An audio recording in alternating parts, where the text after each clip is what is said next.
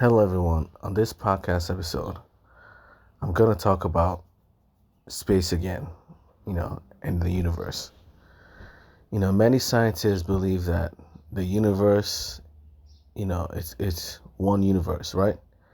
It has to be one universe. But the truth is, it has to be a multiverse. It can't be one universe. It has to be a multiverse. We can't live in one universe because the laws of duality states that at least it's not that we can't live in one universe, it's that because there's one universe, right? It means the possibilities of other universes must also exist. As in, the fact that we live in one, we know what a universe is, right? Means that other universes are possible. I mean, it's 100% chance for other universes to exist. Or it's possible for other universes to be created. So it's not that we only live in one universe. It's that we live in a universe that's inside another universe. That's inside another universe. But let's talk about the laws of duality, or the concept of duality. The concept of duality states that, equal and opposites must be one. And if one aspect is true, its equal and opposite must be true. If something finite exists, right, its equal and opposite must also exist. And the equal and opposite of finite is infinite, right? If many things exist, their equal and opposite must also exist. One must also exist. And if one exists, many must also exist.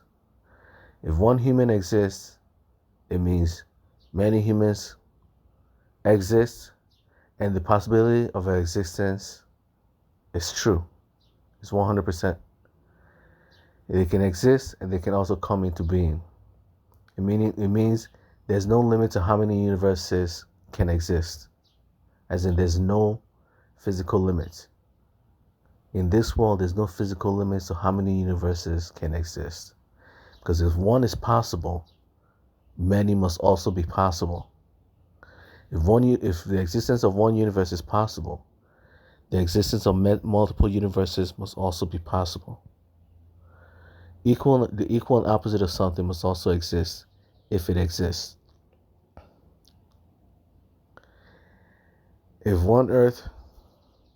If one planet exists, right, it means multiple planets are capable of existence. If one atom exists, it means multiple atoms are capable of existence. If one molecule exists, multiple molecules are capable of existence. If one car exists, it means multiple cars are capable of existence. If one universe exists, multiple universes are capable of existing. When you find one, you must also find many. When it states that, duality also states that, one and many are two sides of the same coin, right? And they must exist simultaneously as one, right? So if one universe exists, right, that universe must also be many universes. Just like the human body. The human body is one, right? But the human body is also many cells. And each cell is a human cell. Each cell is a human body. So although the human being is one, a human being is also many. Right? A piece of iron is one. If you grab a bar of iron, right? That is one bar of iron. But that one bar of iron is composed of what? Many iron atoms. One and many must exist simultaneously as one. If you find one of something, you're also finding many of it. One human is composed of many cells. many humans. But you don't call these tiny little cells human. But they are human cells. They are 100% human, just like you are. These tiny little cells are human, just like you are. But we don't call them human, we just call them cells. Because we call them cells, we don't consider them human. But yeah, that tiny little cell that you think is worthless can be used to create a massive clone of you, a full version of you, which proves the other point of duality. If one is capable of existence, multiple must be capable of existence as well. As long as you can find one being, you can take that being and clone it and create multiple beings. If you can find one universe, it means the possibility of multiple universes are certain. If one can exist, multiple versions of it can also exist. If one human can exist, multiple versions of that human can also exist. It doesn't mean it does, but it means the possibility of its existence is 100%. If one car exists, you can create multiple versions of that car. If one atom exists, you can create multiple versions of those atoms. If one universe exists, multiple universes must also exist. And within our universe, right? You may think our universe doesn't have universes within it, but you're wrong. We don't consider what we consider a universe is just from our reference points. From our reference point, our universe is only one universe. From a different reference point, our universe is composed of multiple smaller universes. We don't consider them universes though. We call them galaxies. We call them solar systems. We call them planets. But if you take a neutral stance and you don't jump to conclusion, right? These planets, these galaxies, these solar systems are different universes. We don't call them universe because they're too small. But size does not determine what should be called a universe or not. It's not about size. We don't call cells human because they're too small as well. But every cell in your body is a human. It's 100% human, just like you. Every atom inside an iron bar is iron, just like the bar. Just because it's small does not mean it's not iron. Just because your cells are small does not mean they're not human. Just because the planet is small does not mean it's not a universe. It's not considered a universe because it's too small. Your cells are not considered human because they're too small. Iron atoms are not considered iron because they're too small. But size does not mean value. If an iron bar is iron, the things that make up that iron are also iron as well. If the universe is a universe, the things that make up that universe are also universes as well. We live in a world of fractals. Smaller fractals create a bigger fractal. Bigger fractals create bigger fractals. Tiny planets create large solar systems. Solar systems create galaxies. Galaxies create the universe. Just like I said before, we live inside one universe that's inside a larger universe. That's inside a larger universe. That's inside a larger universe. That's why scientists can never find the edge of a universe.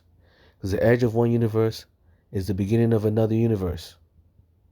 And the beginning of one universe is the edge of another universe. Because we can't find the edge of the universe, we assume the universe has no edge. The universe must have an edge. It must also have a center. We can't find the reference point of the center because we first have to find the edge first. If you can't find the edge because the edge is too large, it doesn't mean the edge doesn't exist. It just means the edge is too large. It's illogical to believe there's no edge just because you can't find it. You can't find the edge because the edge is too large. Our universe is composed of multiple universes within it. But we don't consider those things universes. We call them galaxies, solar systems, and what? Planets, asteroids. And it doesn't cross our mind that these things are tiny universes. Why? Because we've allowed names to delude us. We've tricked ourselves into thinking because it's called a planet, it can be a universe. It's called a solar system, so it can be a universe. It's called a galaxy, so it's not a universe. It's a lie.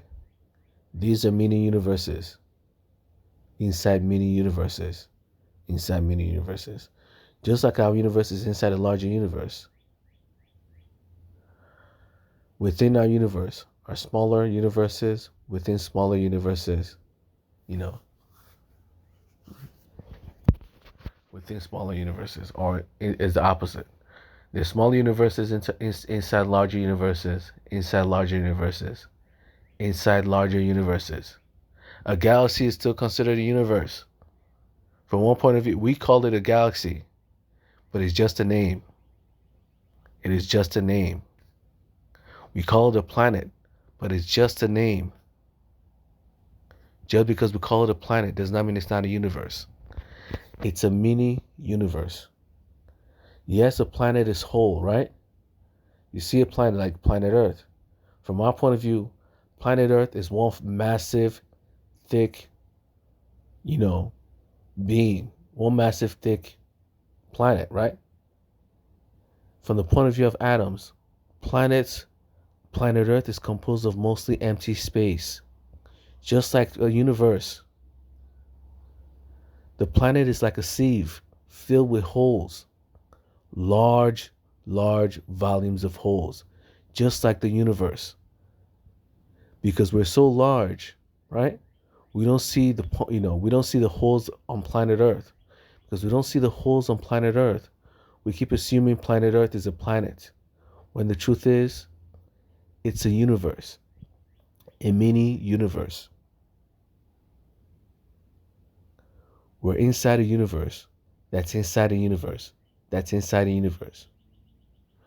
We're inside the planet Earth. We're on planet Earth, which is a universe. And this universe is inside a larger universe called the solar system. And that universe is inside a larger universe called the galaxy. And that universe is inside another universe called a universe. But just because we change the name does not mean it's not the same thing. Just because you call your cells does not mean they're not human. Just because you call the atoms, just because you call the molecules within your body molecules, does not mean they're not human. Your skin cells are human. Your thumb is human. Your teeth, you may think your teeth is not human, right? It's hard, like a rock. Guess what? Your teeth is composed of many cells. These are human cells. These are human.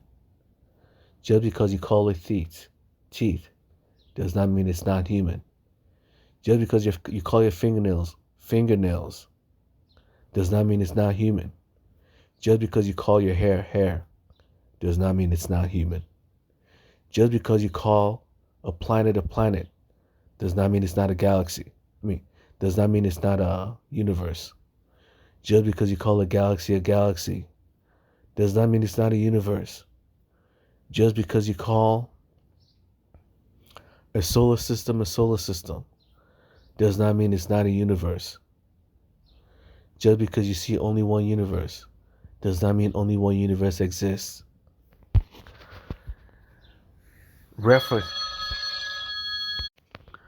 Sorry, I had a phone call. But what I was saying is, I don't remember what I was saying. But just because don't let scientists delude you into thinking a galaxy is not a mini universe. Just because it's called a galaxy does not mean it doesn't behave like a universe. Just because it's called the solar system does not mean it doesn't behave like a galaxy. Don't you see the resemblance between a galaxy and a solar system? A galaxy revolves around a black hole. A solar system revolves around the sun. Moons revolve around Earth. Moons revolve around planets. Don't you see the difference? Don't you see the resemblance between a planet and the sun? Don't you see the resemblance between a sun or a solar system and a galaxy? A universe is just like that. It's just a larger version. And within that, our universe is a larger universe. And within that larger universe is a much larger universe. And within our, that universe is a much larger, within that universe is a smaller universe. Within that universe is a smaller universe. Outside of our universe is a larger universe. Outside of that universe is a larger universe. Outside of that universe is a much larger universe. Just like our universe. Our universe is composed of smaller universes. But scientists do not call them universe. Then, because scientists do not call them universes, we keep assuming they're not universes. They are. Just because they go by a different name does not mean they're not the same thing. If they behave the same way, they are the same thing. A galaxy behaves just like a solar system. Planets behave just like solar systems. Things revolve around planets just like planets revolve around the sun. Solar systems revolve around a galaxy just like planets revolve around the sun. The world and all these galaxies revolve around a central point. We just don't know where that central point is because we don't know where the edge of the universe is. We don't know where the edge of the universe is. Since we don't know where the edge of the universe is, we believe the universe has no edge, but the universe must have an edge. It's just how duality works. One is composed of many. Many creates one. Many universes come together to create our universe. But we don't call these tiny little universes universes. We call them planets, galaxies, and solar systems. But at the end of the day, they are still smaller universes. That's all they are, smaller universes. Inside a larger one, that's inside a larger one, that's inside a larger one. Just like planets, just like moons revolve around the earth, while the earth revolves around the sun, while the sun revolves around our galaxy. Something's always revolving around something else. That's always revolving around something larger. That's revolving around something larger, and that's revolving around something larger. This is how our world works. It follows that pattern. Small, it's inside of something larger, which is inside of something larger, which is inside of something larger. The human body is composed of many cells. And these cells are composed of many molecules. And these molecules are composed of what? Many atoms. And these atoms are composed of what? Many protons, neutrons, and electrons. And these protons, neutrons, and electrons are composed of what? Many subatomic particles. This is how our world works. It's an endless fractal. The small universes called planets create the bigger universes called solar systems. The bigger universes come together to create a much bigger universe called galaxies. And these bigger universes come together to create a much larger universe. And that's exactly what we call a universe. A large, bundle of galaxies. A massive, mammoth, giant bundle of galaxies. And that bundle of galaxies come together to form a larger bundle of galaxies, a larger universe. So that's it for today's podcast episode. I'll talk to you guys later. Sorry for the interruption. That's it.